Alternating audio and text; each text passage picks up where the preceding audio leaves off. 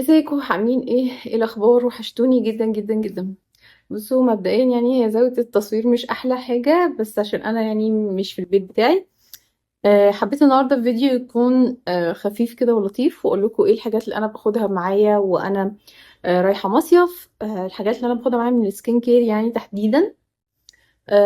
طبعا دلوقتي المصايف بقت معظمها يعني 3 ايام 4 ليالي الكلام ده، فمش بناخد معانا حاجات كتيرة زي زمان. انا فاكرة احنا زمان كنا بنصيف بالاسبوع بالاسبوعين، وانا كنت بحب المصايف دي اكتر بصراحة، لان كنت بحس ان انا شبعت من المصيف. دلوقتي اللي هو ما بتلحقيش اساسا تستمتعي، ولكن كله حلو برضه. اول حاجة عايزة اكلمكم عنها الشنط نفسها اللي انا باخدها.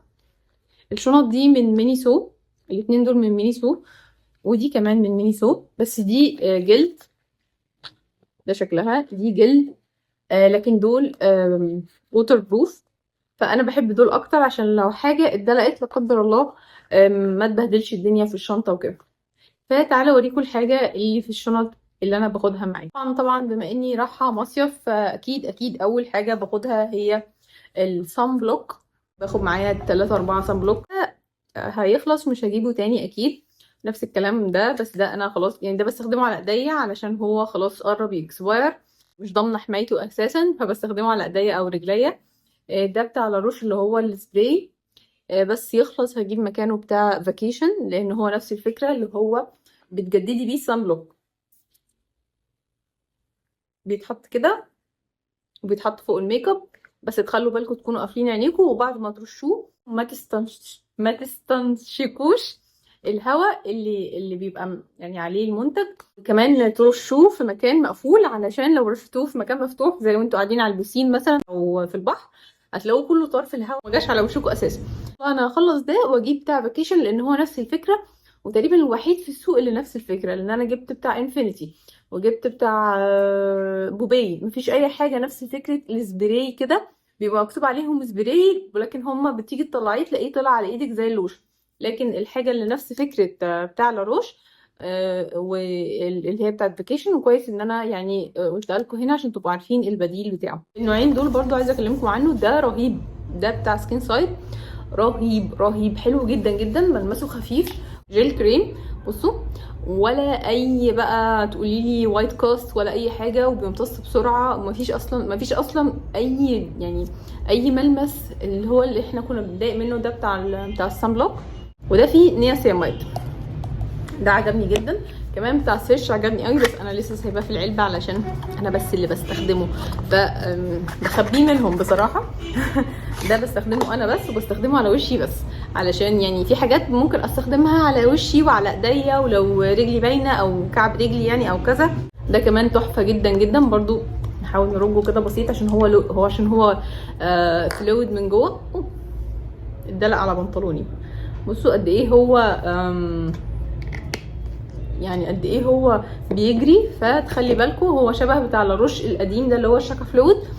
لازم ترجوه. بصوا، فظيع، تحفه تحفه تحفه بجد، حلو جدا جدا. ده على بنطلوني ما بيعملش اي اثر دهني، كانك حاطه شويه ميه كده. فظيع، حلو قوي، وحمايته حلوه قوي. انا جربته هكرره، وحجمه حلو جدا جدا، تحطيه في شنطتك.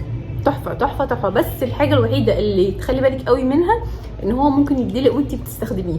فبدل ما تحطي على وشك كده ويدلق على هدومك، حطي على ايدك شويه وحطيهم بعد كده على وشك. حاجه اساسيه جدا جدا معايا، ما اقدرش اروح المصيف من غيرها، هو السيكا بلس. انا عندي بناتي بتلتهب من الشمس، يعني بشرتها بتحمر قبل ما تسمر. فبيبقى في كده احمر جامد في جسمهم، وبيتعبوا جدا من الموضوع ده. وانا كمان ساعات بيحصل كده معايا في وشي. فالسيكا من الحاجات اللي لازم تبقى معايا لاي احمرار او التهاب ممكن يحصل.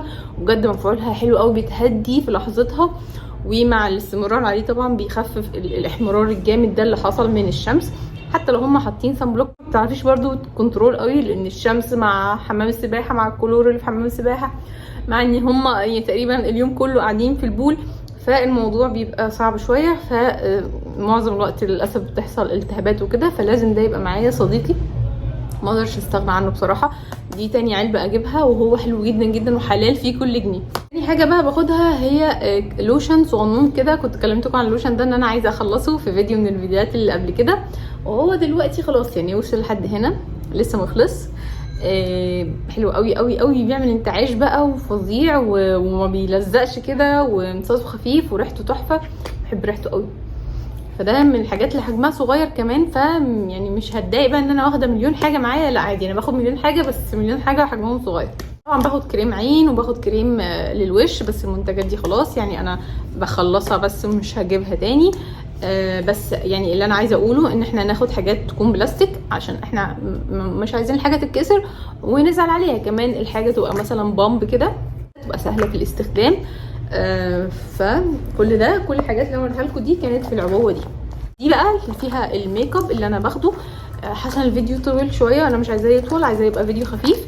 فلو حابين تشوفوا انا باخد معايا ميك اب ايه عامه بقى وانا مسافره، يعني انا تقريبا الميك اب اللي في الشنطه دي مش بطلعه منها، اللي يعني ببقى خلاص بقى انا مثلا مسافره خلاص هو ده الميك اب اللي انا باخده في السفر، الا كام حاجه كده مثلا زي الماسكارا مثلا، هي دي اللي بطلعها لما بروح.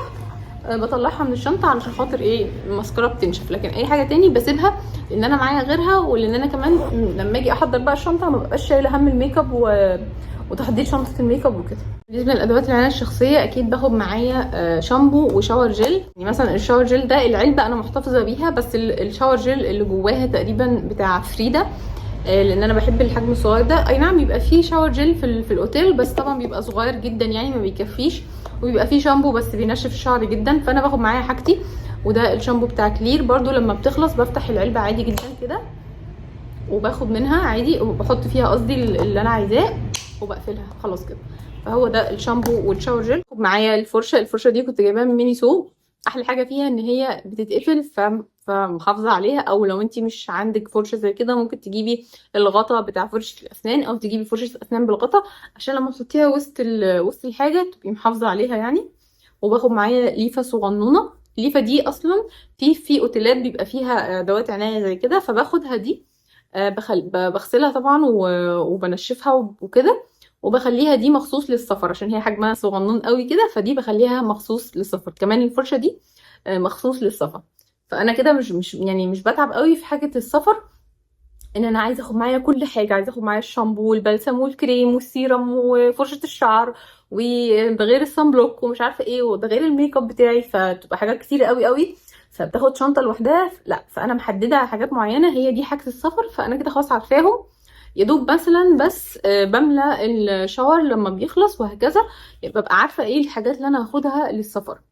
كمان انا يعني انا ساكنه في محافظه واهلي ساكنين في محافظه تاني، فبالنسبه لي موضوع السفر ده كان كتير جدا جدا جدا، فخلاص انا الموضوع اتعودت عليه يعني ان انا مقسمه الحاجه، او لما باجي اسافر ببقى عارفه هاخد ايه ومش هاخد ايه. كمان انا كليتي كانت في محافظه غير المحافظه اللي انا ساكنه فيها، فبرضو كنت باخد معايا الحاجات بتاعتي كده. ده بالنسبه للادوات السكين كير.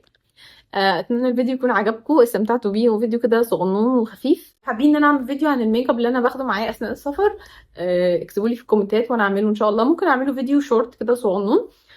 شكرا ان سمعتوا الفيديو لحد دي. كان معكم آية سليمان، شكرا ليكم، سلام عليكم.